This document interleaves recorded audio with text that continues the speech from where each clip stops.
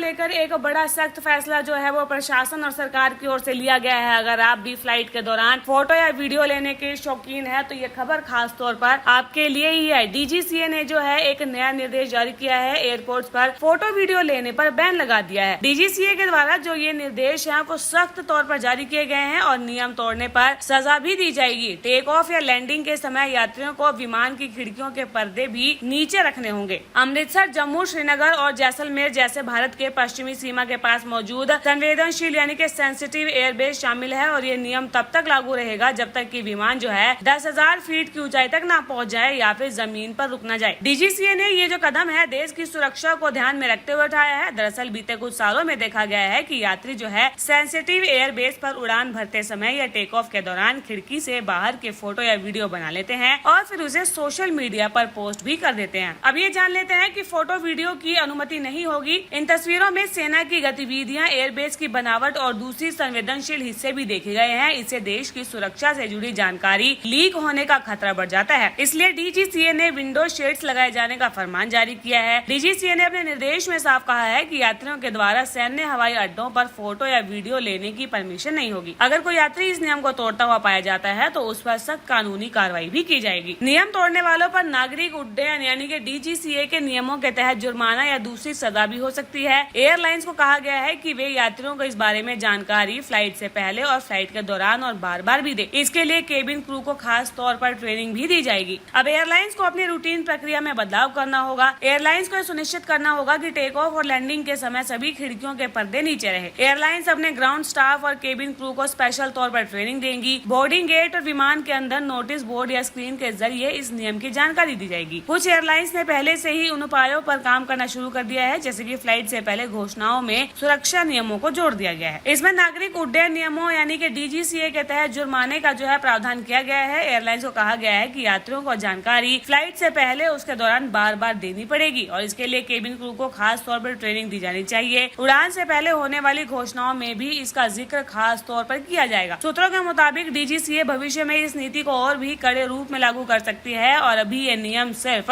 Border और sensitive airbase पर लागू किया गया है, लेकिन बाद में इसे देश के और भी हवाई अड्डों पर लागू किया जा सकता है। साथ ही ड्रोन उड़ाने और दूसरी हवाई गतिविधियों के लिए भी नए सुरक्षा नियम बनाए जा सकते हैं। डिजिटल युग में जब हर किसी के पास कैमरा होता है तो ऐसे में ये कदम बहुत ही ज्यादा जरूरी हो गया है।